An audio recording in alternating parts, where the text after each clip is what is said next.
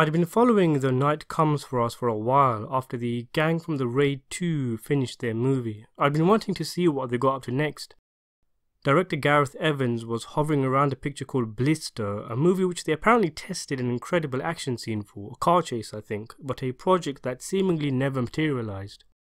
Evans would go on to make the horror film Apostle for Netflix. Another name being thrown around was The Night Comes For Us, which again Evans and most of the cast of The Raid were apparently attached to. It all went quiet, and then I didn't hear anything until fast forward to a couple of years to, well, now, and all of a sudden The Night Comes For Us is out on Netflix. The whole movie. Already out. I had no idea. The film was eventually helmed by Timo Tjahjanto, director of Headshot and Killers, and the Raid fans will recognise stars Joe Taslim and Uwais. Taslim plays Ito, a gangland enforcer for the Triad, who gets a clash of conscience when he is tasked with massacring an entire village. After the deed is done, he ends up going rogue and taking the sole survivor of the event, a little girl, under his wing. I guess you could call it a Raid redemption of sorts. Anyway, the Triads catch wind and send a team to take him out and the girl. Ito meets up with his old team, where some revelations are made, like he was pretty much forced to work for the Triads after one of his team made a blunder. But by meeting with his old squad, he inadvertently gets them caught up in the mess and makes them targets in the Triad's assassination attempts too. Meanwhile, Uwais plays Aryan, an original member of Ito's crew who now also works for the Triads in a different area. Aryan is young and ambitious, and when all the hullabaloo kicks off, the Triads order him to take out his old friend Ito, being offered his place in exchange for his services. The story is a bit shit, really.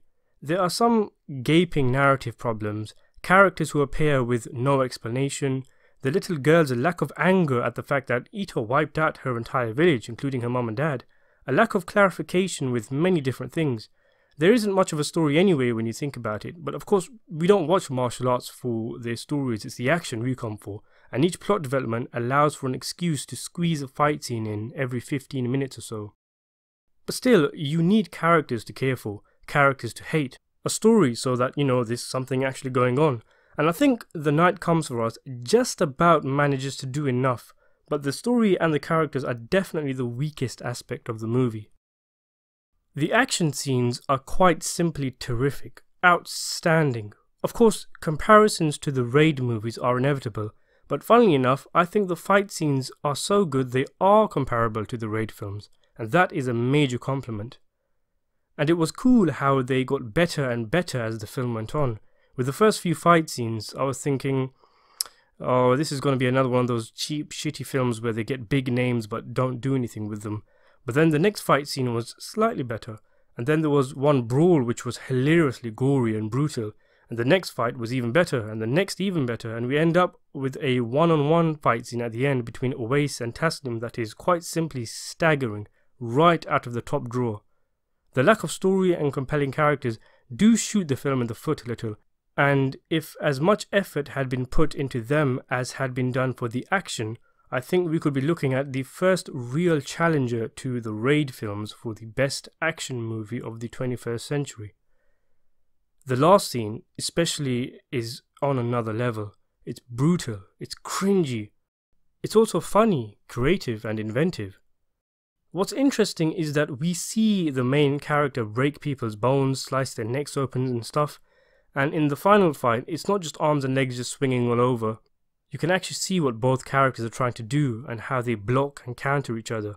So there is an actual logistic to the fight. On a technical level, it's a joy to watch.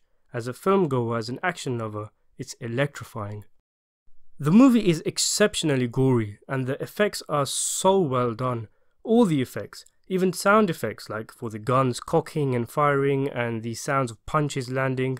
An underrated aspect of action movies that when done correctly is extremely satisfying. The blood effects were flawless, both practical and CGI. The shots of arms breaking and flesh being ripped from bone look real, and the makeup for the actors, when they're bruised and battered, was outstanding. The movie is so bloody, but it never quite delves into the cheesy exploitation-y feel that some movies are unlucky enough to fall into.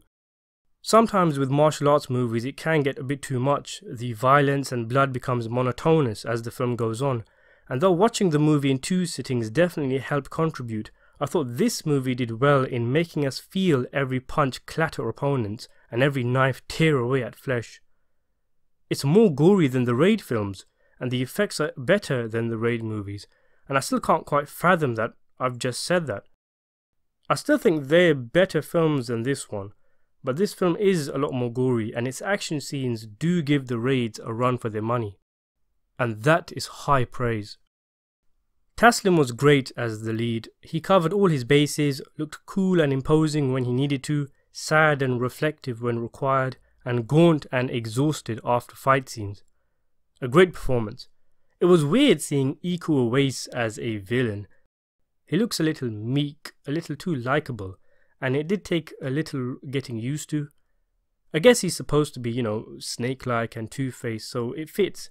He doesn't do much for a lot of the film. He just kind of hangs around until his inevitable showdown with Taslim, which is an absolute cracking fight scene, truly one for the all-time great martial arts fights collection. The Night Comes For Us has exhilarating action and startlingly realistic, gut-wrenching gore effects. The execution of the action and the effects is right up there, but a lack of decent story or proper fleshed out characters does give the film a bit of a kick to the balls. Action movie fans will have their thirst quenched, however. I give this film a 7.5 out of 10.